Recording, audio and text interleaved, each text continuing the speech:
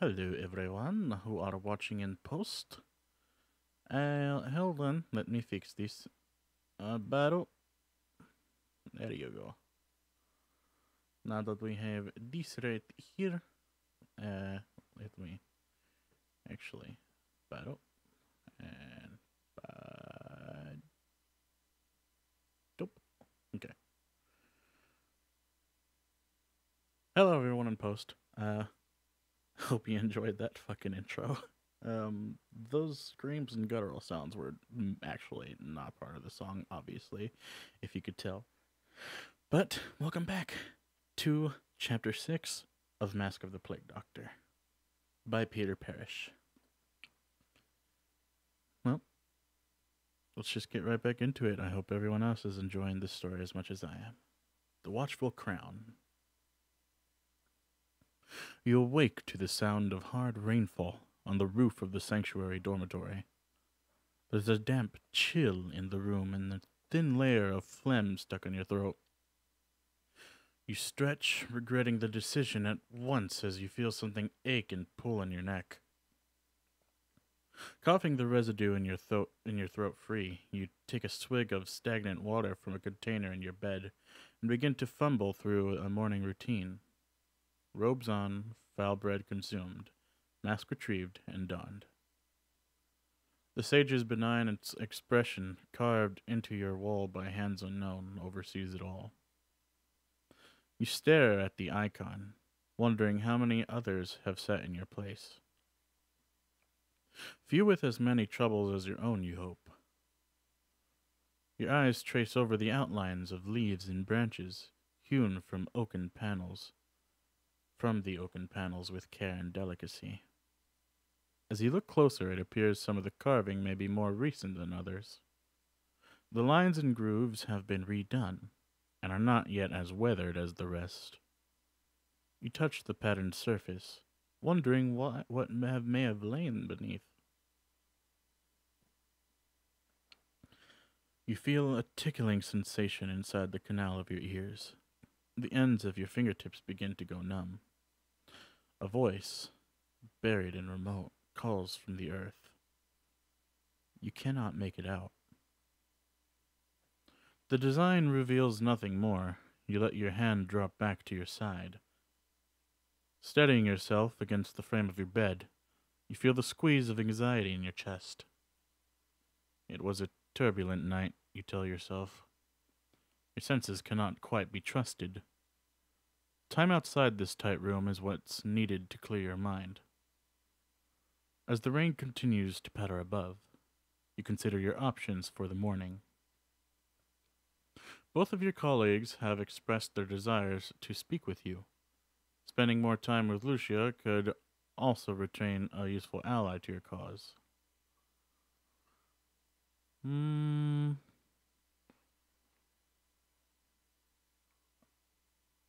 She's told me to go and find her. I guess I should go talk to her, and then I'll go. But Alice always finds me too, so I mean, I don't know.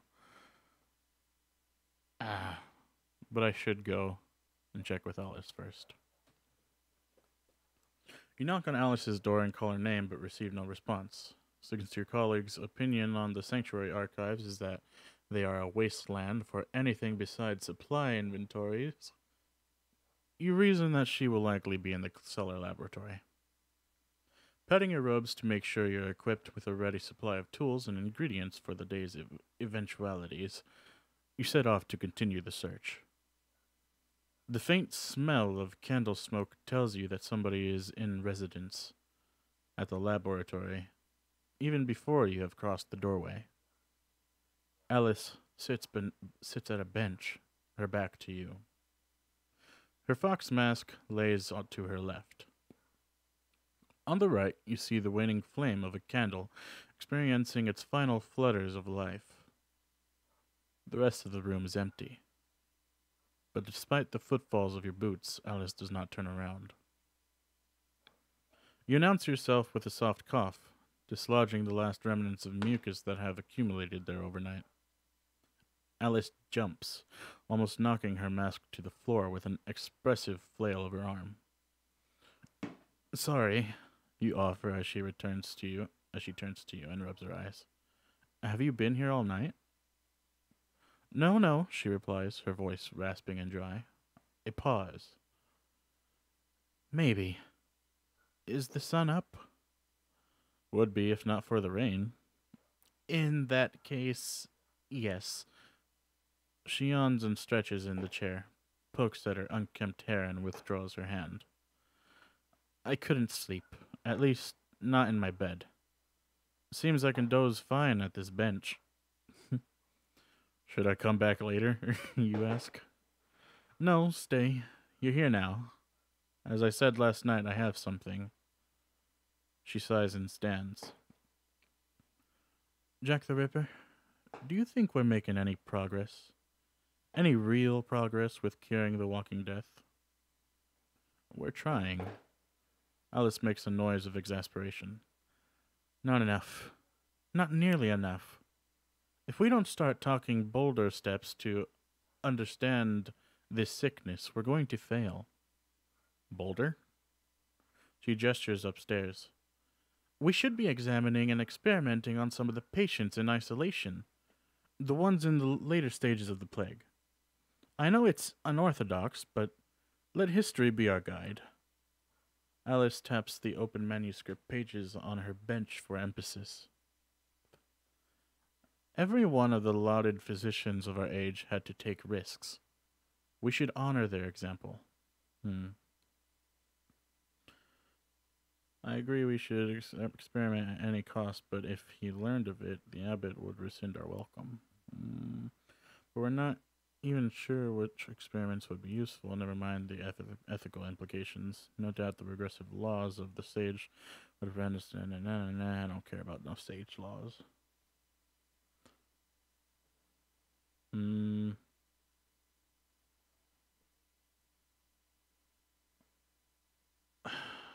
I guess I don't know about any cost, but we're not even sure which experiments would be useful, never mind the ethical implications. That's the point of experiments, to find out which ones are useful. Then we can understand this sickness and save more lives. She paces around, pausing only to fiddle with some vials in irritation. You say nothing. She stops and sighs. You lean against one of the benches, sensing that there is more Alice wants to say. She touches the parchment once more, closing her eyes as if trying to absorb the text through her fingertips. "Rushing into human experiments would be rash, I know, but I can't explain this plague. Jack the Ripper. I know I can. At present, it's like a tunic before the weaver has finished spinning. Lots of separated pieces waiting to be joined. I have an idea of the complete shape, but..." You see her reaching for the right words. "But I can't be sure we have the right pieces or whether we're missing some. And for every moment we're not searching for new ways to sew those pieces together, I feel them slipping further apart." You nod, listening. I'm just tired of feeling like I'm being held back. The university doctors were the same. They never trusted me, never allowed me to take a theory or pursue an idea that extra step. She shakes her head. So set in their ways and their old techniques, it's no wonder we insisted on carving people up in the name of bloodletting for so long. Alice looks up at you, a half smile creasing the lines of fatigue beneath her eyes. Is this making any sense? Or did I slip into a dream again? Mm. It's always the way in this profession, probably always will be. Whatever path we take, there's always an obdurate hierarchy in the way. The old techniques introduced and survive for a reason. I think they're fools to block your inclinations. I don't know about that one. It's always the way in this profession, probably always will be.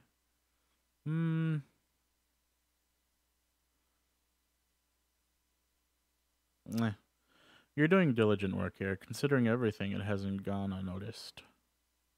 Her smile blooms. Thank you, Jack the Ripper. I know it to be true, but it's good to hear from someone else once in a while.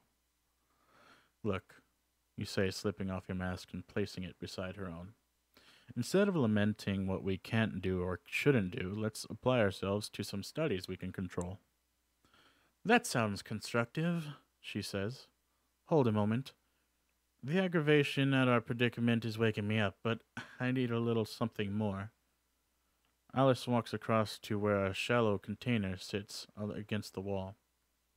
Stooping, she reaches in and splashes water on her face. Her gasping reaction tells you everything about the water's temperature. Right, she says, fresh resolve on her face. To work! To work. I don't know. You spend the rest of the morning's hour chronicling the medical observations the two of you have made in Thornback Hollow, and referencing your available texts for any clear patterns. Poring over these words is slow, tedious, and necessary work. You're able to discount one or two more obvious ailments, but there is scant sign of any significant breakthrough. As time crawls by, you notice Alice's energy fade. Once her eyelids fall for a third time, you suggest calling an end to the session. You yawn and scratch it, and she yawns and scratches at her forearm through her robe. You're right. Anything I try to do would be a mess of mistakes. Then she pauses, her expression grave. I never considered being robbed of sleep.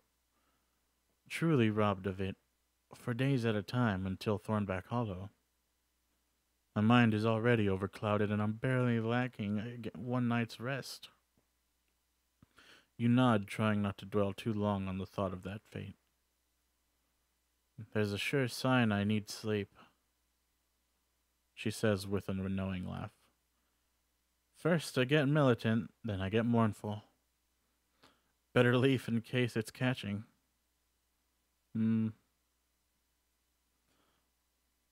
I offer my hand to help her up. I do. You stand first, presenting an outstretched hand. Alice looks at you, blinks, and exclaims in recognition. Oh! Jack the Ripper! Thank you. She clasps at her free hand in yours, and you help lift her to her feet. Your eyes meet for a second. She glances away, her hand still in yours. As her eyes dart back to meet your own, you feel her pull you closer. Uh-oh. Yeah.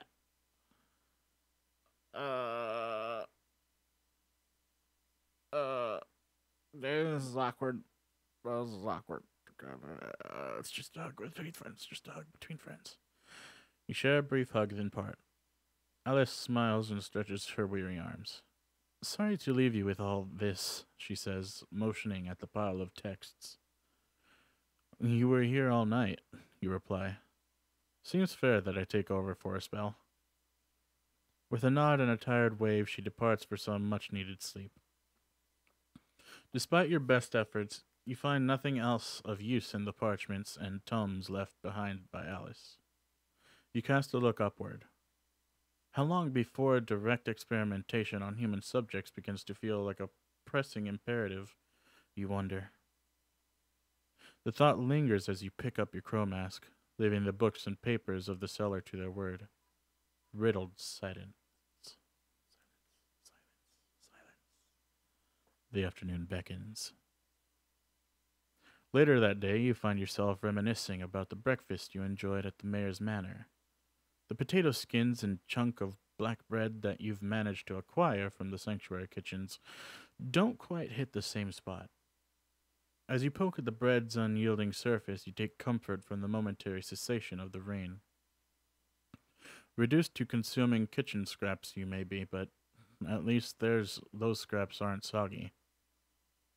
A knock at the door draws your attention away from the bread's almost unnatural density. Who is it? You ask. The door cracks open, and the green hood of the sanctuary monk appears in the gap. Apologies for the disturbance, Doctor, they say. I was told to fetch you. There's a rider from Baron Moreland outside. She says she needs the physicians. The Baron? You stash the bread away for a later study. Pick up your mask and accompany the monk out to the sanctuary entrance. As you emerge from the building and head toward the main archway, you see Ayoko and Alice already present. The Baron's one and only horse grazes on some nearby grass, tended to by a woman you recognize from the outside encampment. She acknowledges you as you approach. Ah, the one in the crow mask. I remember you. Likewise, you reply. Rhea, wasn't it? Last time we met, I was at the end of your rake. Mere sentry no longer, she says, standing taller in her black and yellow tabard. You are now looking at the Baron's personal messenger. And what is the Baron's personal message? Ayoko asks. Since we're all here.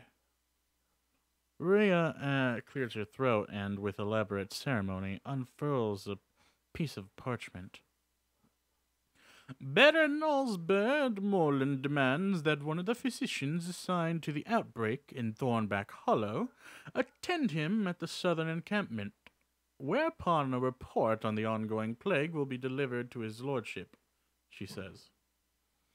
I have been conducting research all night, Alice says, holding back a yawn beneath her mask.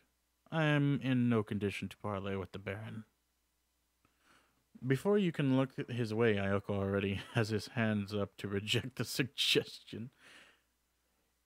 It's in nobody's interest to have me engage in diplomacy with that pompous oaf, he insists. You suspect he is correct. Sounds like I'll be traveling with you then, Rhea says as she pats the horse. She glances from you to the animal's saddle, then back again.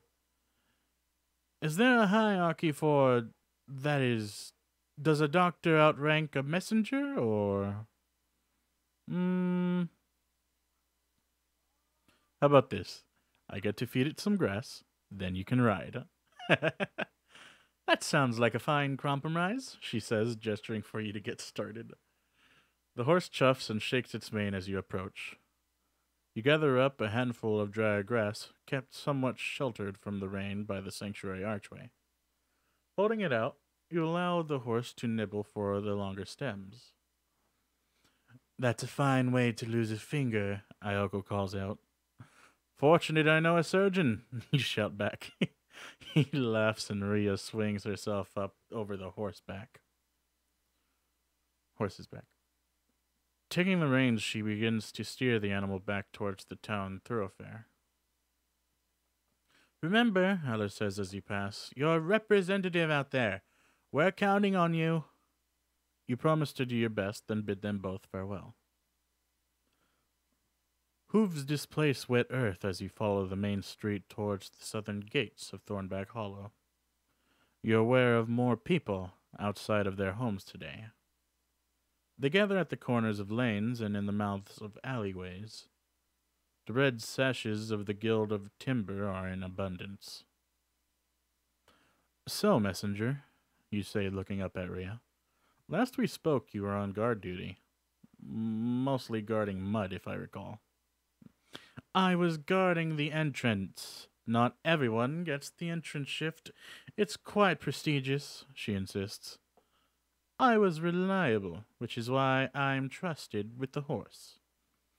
And with messages, you add. Well, the previous messenger went missing. That probably aided my appointment. Missing? Fled, most say. Ria's expression is solemn. Don't mean to belittle the problems you have in town, but there's friction in camp. Hunger, sickness, though not your walking death, thank the deities. Some people can't stand it. They think desertion's the only way. Not always an option, you remark, looking to the walls that encase the town. No, she says, pondering something. You travel on past the slopes of the borough and the hilltop manor of the mayor. The gatehouse stands before you, home to the tireless, grinding mechanisms, powerful enough to haul open the doors to the outside. To freedom, however, temporary. You feel a flutter in your chest at the prospect of passing through. Ever feel like taking flight yourself, you ask, just digging in your heels and galloping off into the forest? I'm going to pretend you never asked me that, she says, for both our sakes. The shadow of the gatehouse falls upon you both. Above the militia hail your attention. Rhea reassesses her credentials as the lever and cogs begin to turn. Step outside your prison. You follow the trail up the ridge back toward the Baron's encampment. The weather remains dour, and the stark branches of the winter oaks in the basin below seem to wilt beneath its stubborn gray monotony. Beside you, Rhea's horse clumps a steady path. As you close in on the rows of canvas tents, the land around you grows even more barren. Every scrap from the surrounding fields has been picked clean. In the furrows and trenches you find yourself trudging across, nothing grows. All is bare, save for a lone tree or fence post that would once have marked the outskirts of peasant farmland. Psst! You glance up at Rhea. She appears not to have heard anything. Psst! The sound appears to be coming from your right, behind a decaying trunk. Hollowed out with bark peeling away from its surface, the remaining pillar is nonetheless tall and wide enough to obscure whoever is signaling you. Rhea, you say, I know we've almost reached camp, but I've been holding since the gatehouse. You motion toward what remains of the tree. She replies, scanning around the bleak remnants of the arable landscape. Well, don't be too long. She pats the neck of the horse. And don't even think about running. You won't get far. You wait as they trot a short distance away. Duck behind the trunk. Finally, the man says. He sits with his back against the remaining bark. Straggles of hair, malnourished features. You recognize him as the thief who tried to rob you in the Baron's camp. Look, you say, holding your palms. I gave you bread. If I call for help, one of the Baron's soldiers will ride you down. Easy, he chuckles. Told you I wouldn't forget that kindness.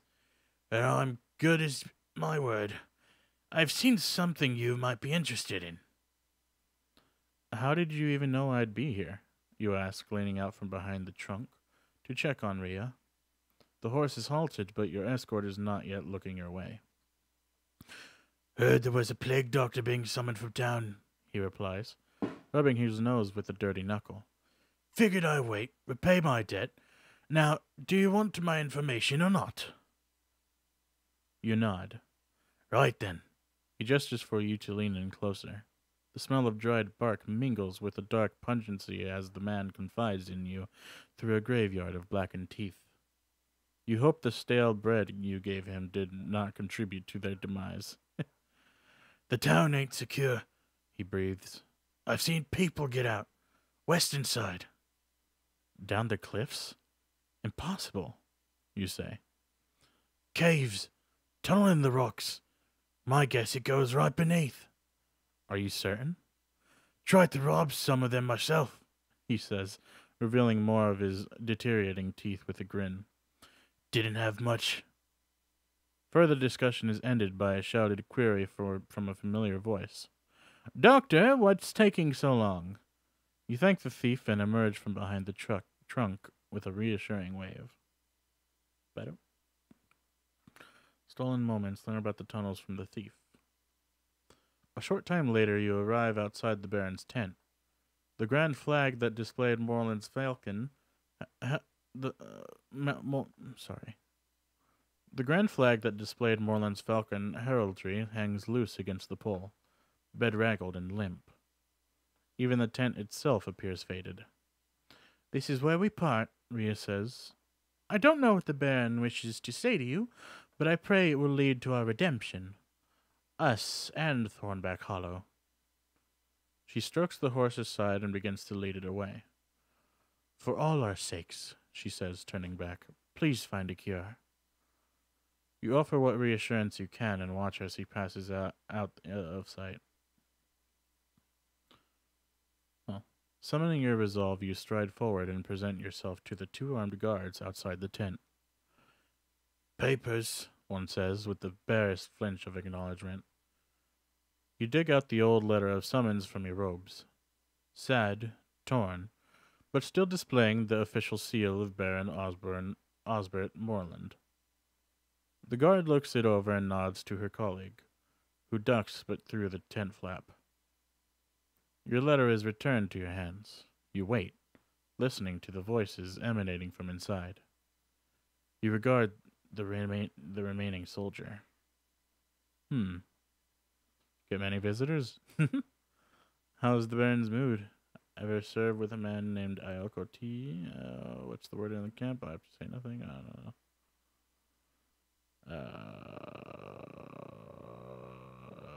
How's the Baron's mood? I guess I'll ask. She straightens, pointing her nose even higher towards the sky, and says nothing. Send him in. Oh, wait. Hold on.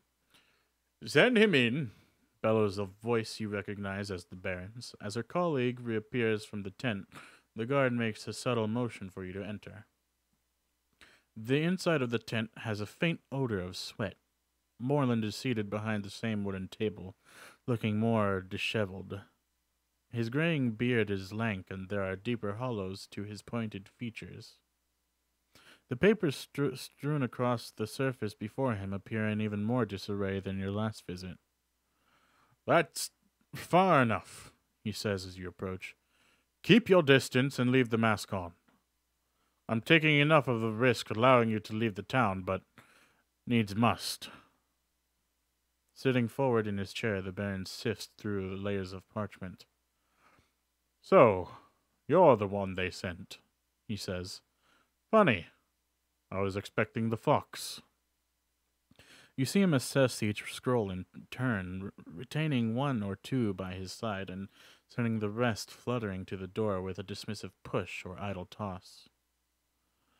I've had a few observant fellows in town keeping watch over you, he says. How the three of you have been dealing with the epidemic in Thornback Hollow and so forth. But the quarantine, you reply. How have... People cannot leave Thornback Hollow, Doctor, but messengers can. He rustles the papers in your direction. Now, do you anticipate these reports will be favorable, I wonder? I've sought only to serve the crown. They will show we have maintained the highest medical principles. Say nothing, glower behind your mask. Does the crown make a habit of spying on its citizens? They should. They will show we have maintained the highest medical principles. Badoop. Such confidence, he says. But let us see if you speak true. Moreland reviews the top of the top leaf of his stack of parchment. My informants report that the spread of infection appears to have slowed.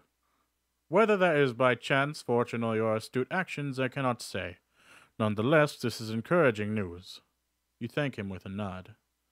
I have also received a missive suggesting that Sybil Blake remains in power. The Crown will be pleased. Your relationship has been cordial, I trust. You recall being tossed out of her manor over this matter of some sullied chairs. Of, of course, you venture. The mayor has been nothing but gracious. Very good, the Baron nods. You watch as he sets the pieces of parchment aside. Leaning back in his chair, he begins a new line of questioning.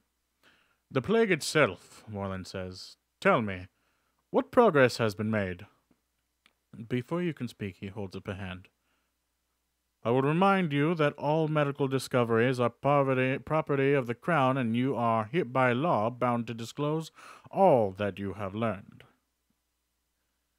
Though still lacking knowledge of the cure, you are able to make a credible case for your efforts to date. You explain the leads you have ruled out and those you hope to still pursue. I am not an easy man to impress, the Baron says as you conclude your explanations. Nor have I ever placed so much faith in you, practitioners. Sorry. He stands from behind the desk. But even I am moved to admit you are applying yourself well to this task.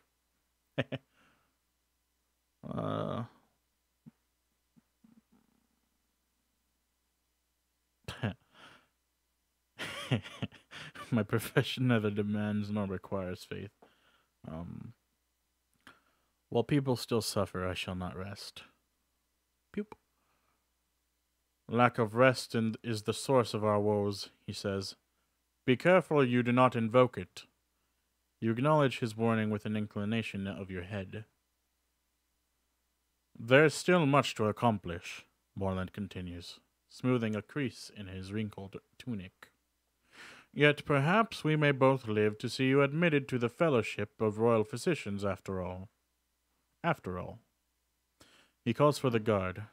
The tight-lipped woman you met outside enters the tent.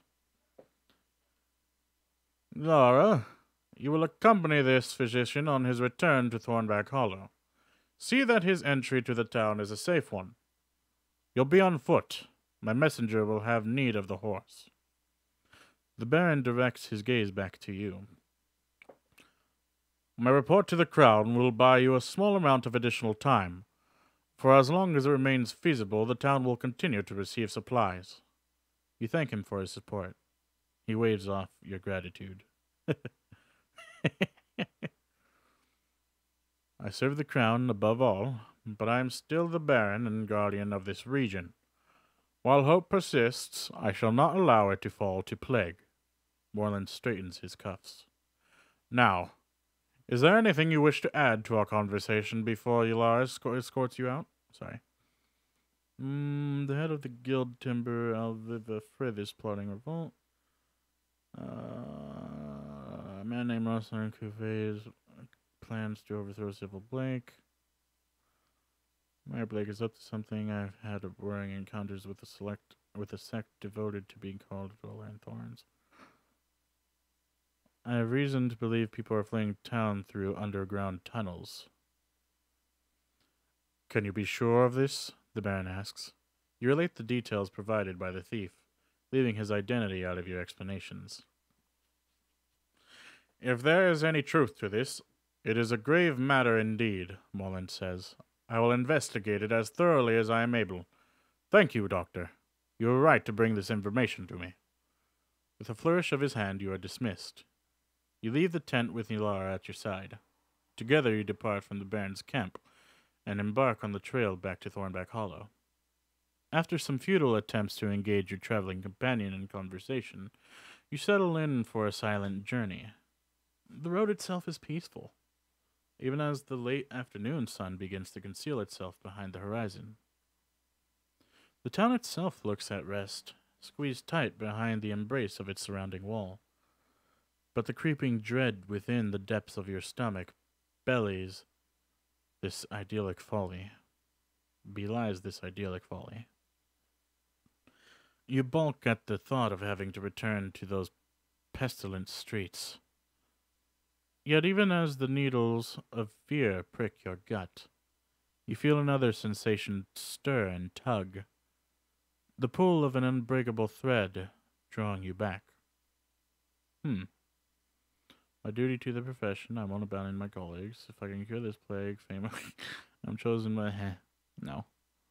My duty to the profession, I won't abandon my colleagues. My duty to... I won't abandon my... The people need me. Bado. Yularis stands at the open gates, ensuring you across the threshold. She bids you a silent farewell as the mechanisms howl and grind, swinging the southern entrance to a close. You keep a brisk pace as you make your way back to Sanctuary. From the road, you see dots of flame speckling the windows. Oh. The monks are lighting torches, fending off the evening gloom. You hear Alice and Elko's voices as you descend the stairs to the cellar. Just think that we must prepare for that. We'll find a cure, Ayoko. But if we can't, what then? What if the Baron is marching on us right now? Jack the Ripper wouldn't let that happen. Jack the Ripper may not have a choice. Nobody is marching on Thornback Hollow today, you assure them, rounding the corner and entering the cellar laboratory. Your colleagues look up from their conversation, relief on their faces. Ayoko waves you over. Come, tell us how you outwitted the crown. Shaking off the cold of the evening air, you seat yourself on the nearby bench. Your companions listen as you recount the details of your meeting with the Baron. Best we could reasonably hope for, Ayoko says, reflecting on your words. Though it would seem our time may be fast running out. You did well, Jack the Ripper, Alice says. We were right to send you. While I was there, I learned of something else, you say. An acquaintance of mine at the camp told me he has seen people escaping the town through the caves in the western cliffs. Alice looks shocked. Breaking quarantine? They could spread the walking death across the realm. Do you trust this acquaintance? Did they offer proof? Ayoko asks. You explain that he is a would-be thief to whom you once showed compassion. He had no particular reason to lie about this, but neither do you know him well enough to trust him. That's a lot of fireworks. Until we can be sure, we must assume this is true, Alice insists. We have to investigate. Any breach of in quarantine is a serious threat to the realm. Can't blame the poor bastards, Ayoko says, shaking his head. But Alice is right. We cannot let this continue. When the light returns, we should seek these tunnels. You nod in agreement. One more thing, you say. Thoughts of desertion crossed my mind, but I couldn't leave you behind.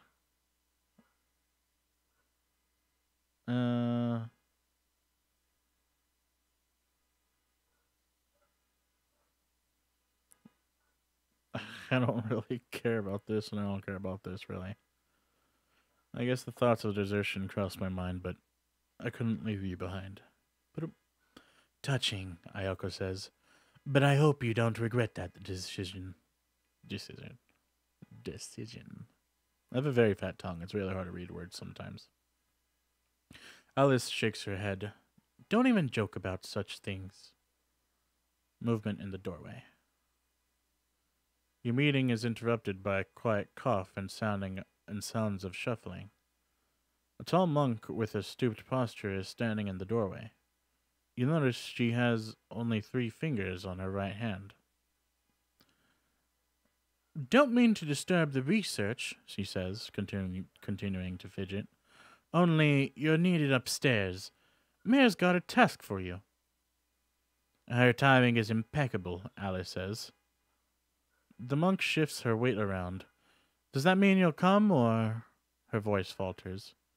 Better hear her out, Ayoko says. She controls what little food remains in this town. The 3 of you stand gathering up masks and possessions before heading towards the stairs. You're the last through the doorway and feel the monk tug at your robes. Friend in the guild wishes to see you too, she says with furtive caution. Behind the sanctuary, where the corpse cart collects the dead. Charming, you say with a nod of confirmation. The monk nods back, and you file out into the corridor. With a mumbled apology, she makes her way to the head of your group, leading you back up to the stairs. Out of your earshot, you make a remark to your colleagues.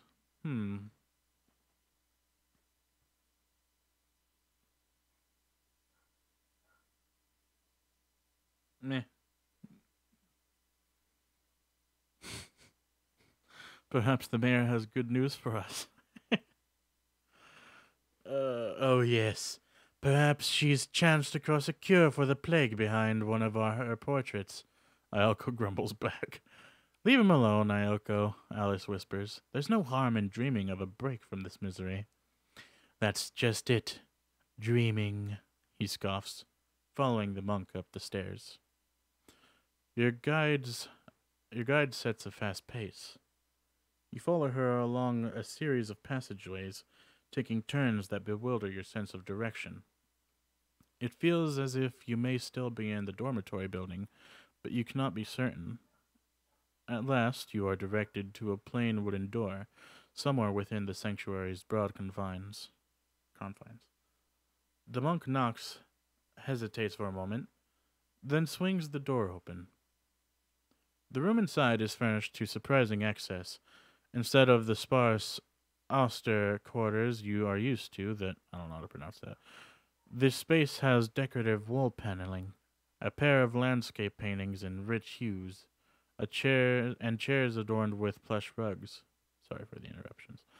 Upon those chairs are seated Mayor Blake's militia captain, Frida, and a second guard you do not recognize. Frida takes a gulp from a thin brass chalice and wipes her mouth with a dark blue sleeve. You're here, she says. Good. Careful with those chairs, Ayoko says, motioning to the furniture. Never know what they may be worth. Don't care for your jokes and don't have time for them, is Frida's blunt reply. The mayor is extending you a chance of forgiveness to make up for your prior indiscretions. Really? Alice says, folding her robed arms. In return for what?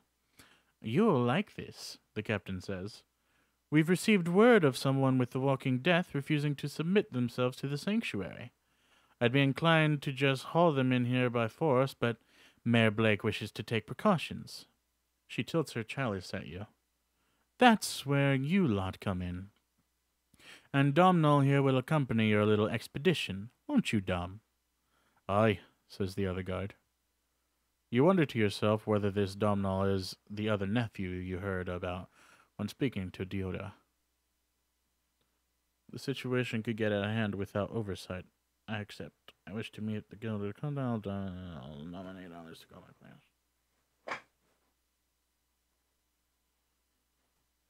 I'd rather attend to guild matters than just go to my stand.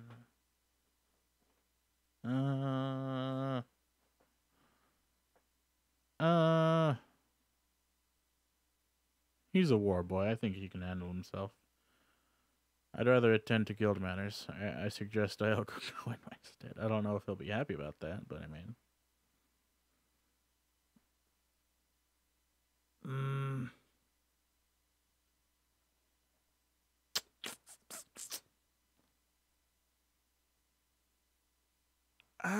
It's really hard because if I go, then I'll be able to control what the hell happens over there. But I also need to attend to guild matters. But I don't know. I guess this is a situation where I have to go.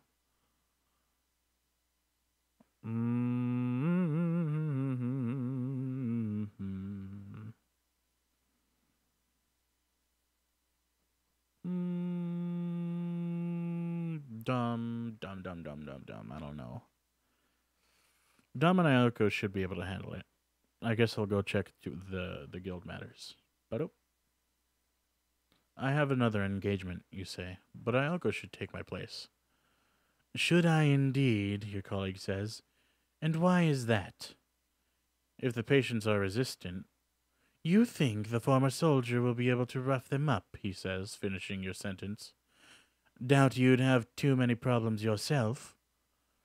If it should come to it should never come to that, Alice murmurs in part to herself.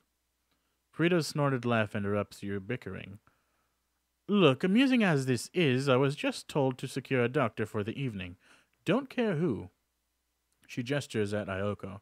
Seems like he'll do fine, right, Dom? Domhnall stands to attention. That's settled then, Frida says, hauling herself to her feet. No mistakes, Domhnall. The mayor wants everything to go smoothly. Understood, Captain. You watch as the head of the militia strides out, barging her way past Alice. Outside you hear her demanding to be shown to the exit, and the stooped monk begin a profuse apology. Suppose we'll be heading out then, Ioko says, fixing his boar mask in place. After you, Domhnall. Make contact with the guild. You leave the mayor's task in capable hands and make your way to the sanctuary's rear entrance. At this hour, the enclosed hallway is blanketed by near impenetrable darkness. You advance with care, feeling forward with a hand in case one of the corpse carts still resides here in the gloom.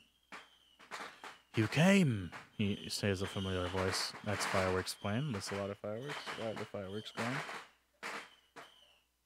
What is it today? It's not even... No. Why are they doing that right now? Good. Hurricane taps against the earthen floor as she walks closer. Alviva, you reply, trying to calm your startled heart. Let's walk together. The monochrome Alviva shape says, making its way to the end of the alley at a surprisingly assured pace. You do your best to follow, keeping your hand on the sanctuary wall and taking tentative steps. How do they even collect bodies at night? You grumble to yourself. Is this workplace not your own? Alviva asks. I imagine they bring torches. As should I. Did you extend an invitation just to watch me stumble across in the dark? Amusing as it is, no. The two of you emerge from the mouth of the alley, onto the main street of Thornback Hollow. Moonlight bathes the silent houses in a haunting glow. The night air is crisp and still. You see your breath forming before you when you speak. I have a task that requires a physician's guile, Alviva says, pausing at the side of the street. Guild members have told me of a tainted well. I believe it may relate to your plague. Tainted? You ask. Yes.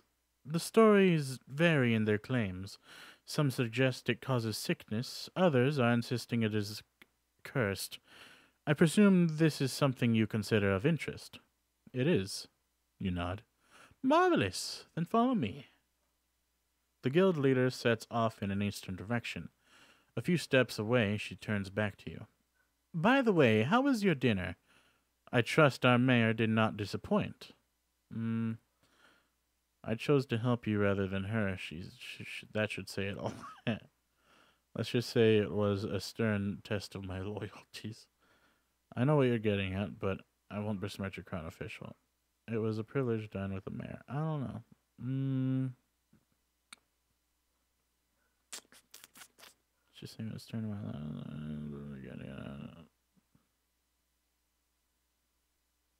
I don't know. I chose to help you rather than her. That should say it all. Alviva laughs. Yes, Sybil Blake has quite a talent for inspiring loyalty. The streets are as still as the air. Your voices reverberate off the walls of tight-knit dwellings that line the lanes down which you travel together. The guild leader's passions are high, and she speaks with earnest fervor about the injustices of crown society. But this time is not yet right, she says. Blake's militia is too strong. The people are too sick, too fearful to resist. We must change this. While the walking death still spreads, this talk is mere fancy, you warn her. It will take crown loyalists and laborers alike. Indeed, Doctor. That is why I have brought you here tonight. Alviva points ahead to where the street opens into a small square, lit by the light from surrounding windows. You see the outline of a well in the center, and a figure standing alongside. Upon your approach, the figure dashes forward. Back! She shouts, making shooing motions with both arms. The bracelets adorn her arms jingle with each gesticulation. This place is cursed. It's unsafe. You step forward to inquire about the well. The woman gasps as moonlight crosses your mask. I saw the rising crow in my vision. This is an omen. A fortuitous one, Alviva says. My companion here is a physician. He will cleanse the well. Mistress of the sash, the woman replies, regarding the guild leader in hushed tone. She spreads her arms wide, covering the approach to the well with her billowing black robes. I am sorry. You cannot come any closer. The well is afflicted. All who sup from it lose their senses. Are they unable to sleep, you ask? It is possible. It is possible, she replies. Near all erupt into an uncontrollable dance. The rest perished. This certainly sounds like something worthy of further study, if you could only get nearer. I rely on my cheery disposition to win over the well's guardian. I callously exploit the woman's vision to scare her into letting us pass. I swear by the oath. I insist upon the medical necessity of examining this well. If there is disease affecting the well, it is my responsibility as a plague doctor to confirm it. You say. You've performed a great service in preventing more townsfolk from drinking tainted water, but I have no intention of consuming any myself. Let me examine the well. Perhaps it can be cleansed and made suitable for drinking once more. The woman is silent for a short time. My vision, she says. You fear she will deny you again on the basis of some cryptic message, or of a golden crow, immersed in a thick, dark liquid. But wherever this liquid touches its surface, the liquid grew clear. You may pass, Doctor.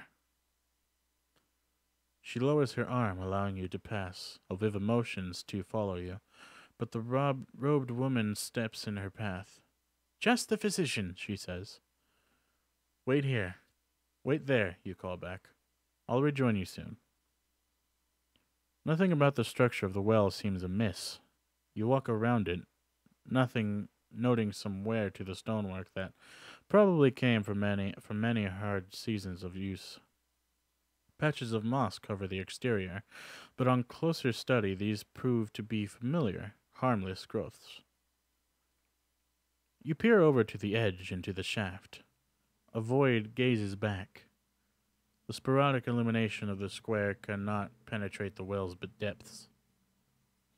Taking hold of the candle, you begin to wind.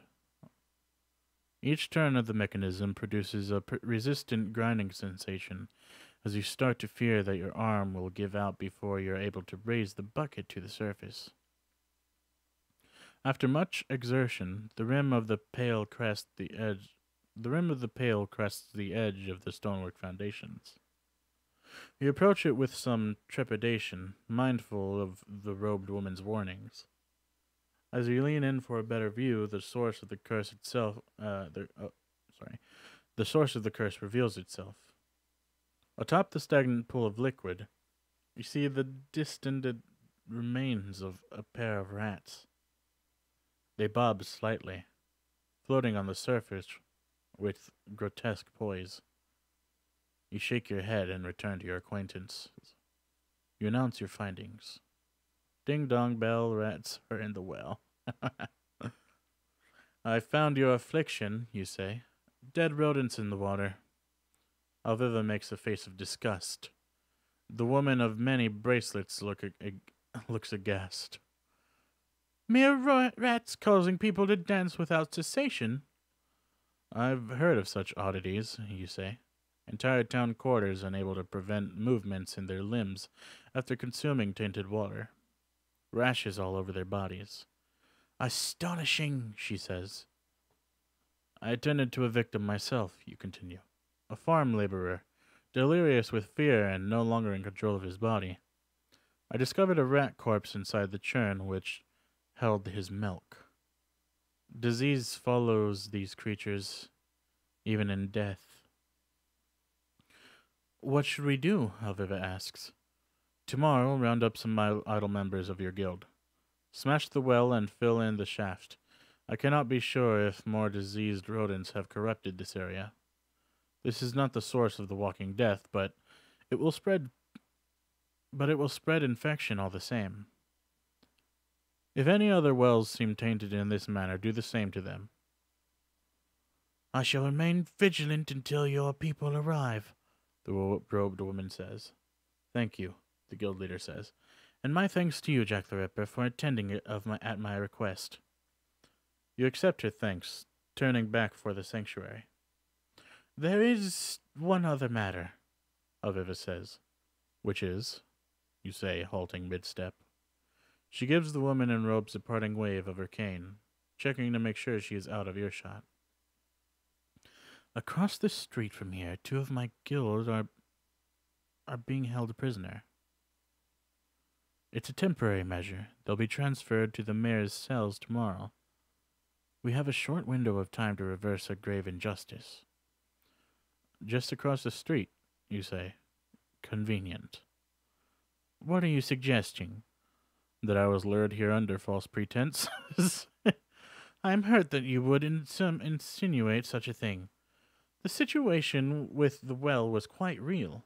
I happened upon it while discovering the dwelling where my workers are held. Now there are just a pair of guards, and it is not a medical matter. You should not ask me to do this. You mistake me for someone interested.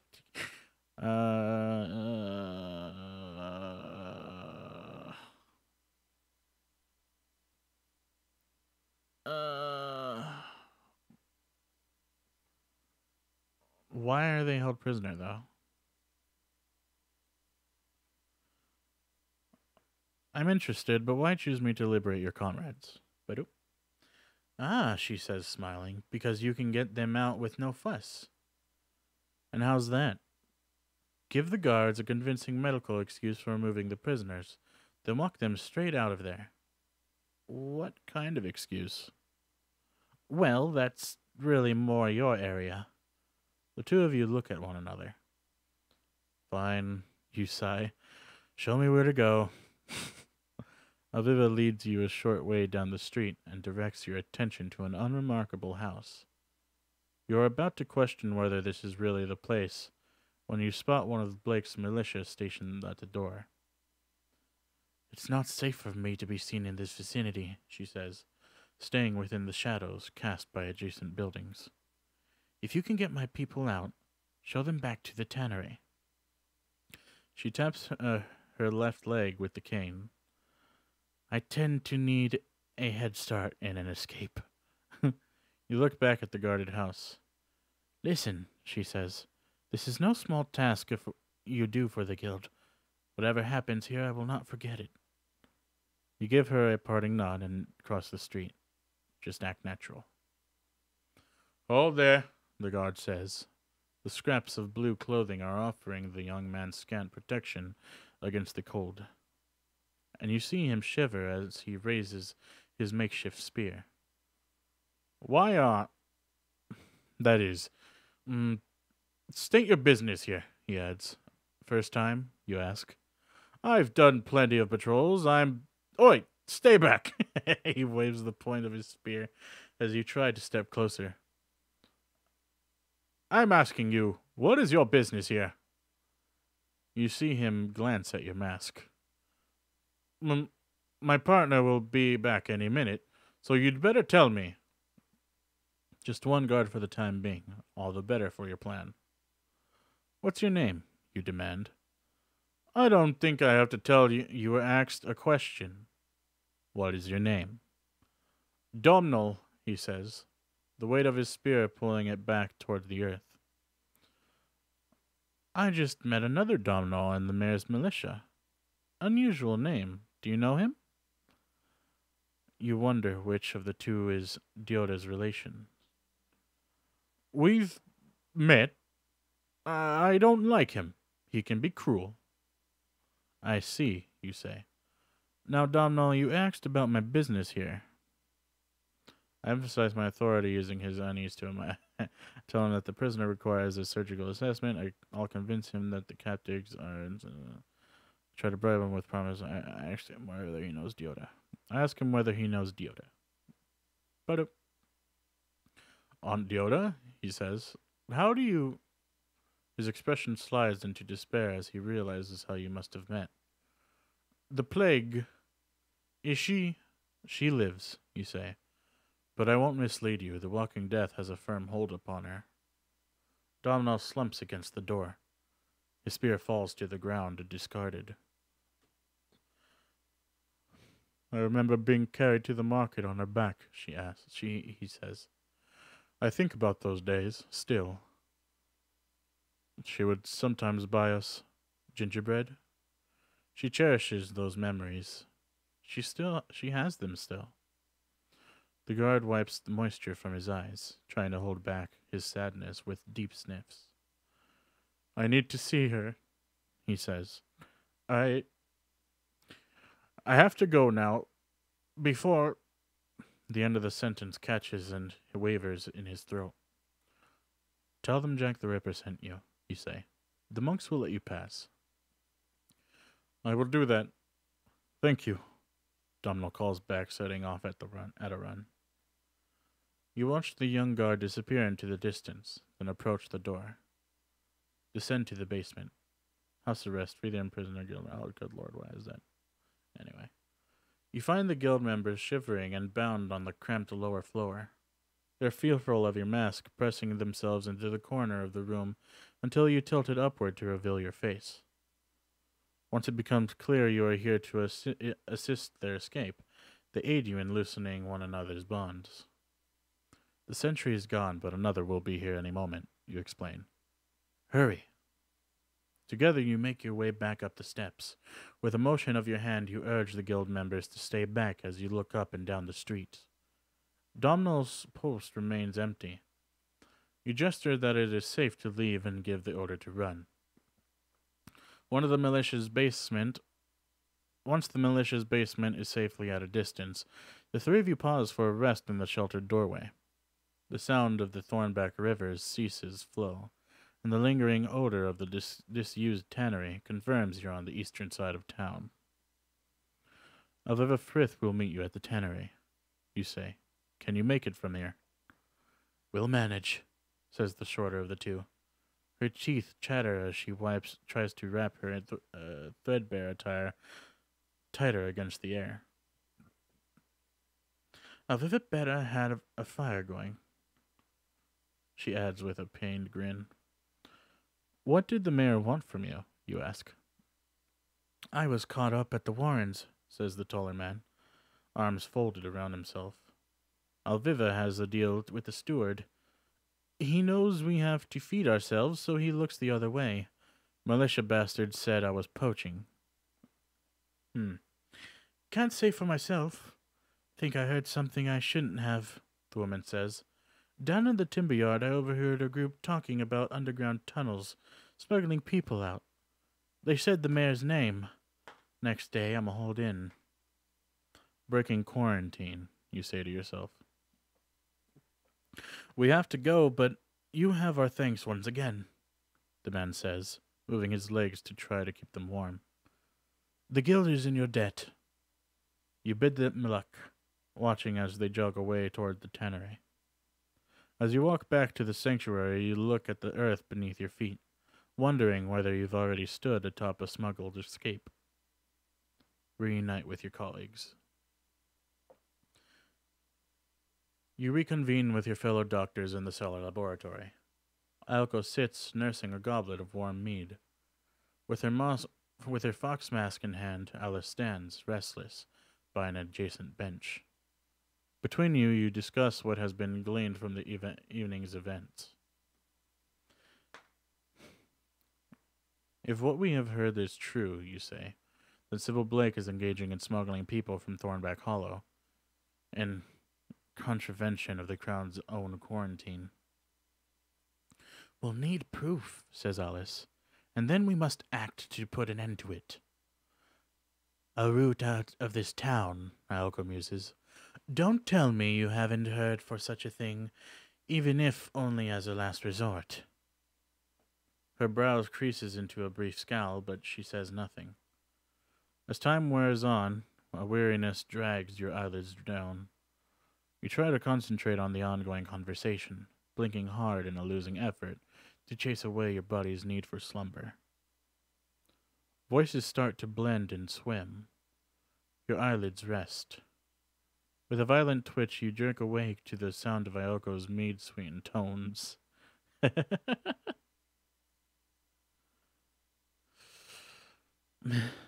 Besides, we can't act until then. Jack the Ripper here is barely able to keep his eyes open. I fear I won't have that luxury tonight, Alice says. But on this you are right. She turns for the door. After the morning rounds, we can't afford further delay. Agreed, Ayako says. Jack the Ripper, rest while you can. You're on dawn duties for the Sanctuary Hall. With a tired groan, you summon the strength to get yourself back to your chambers. Your sleep is fitful and oppressive. So ends chapter 6. Oh, that was a good one. I like that.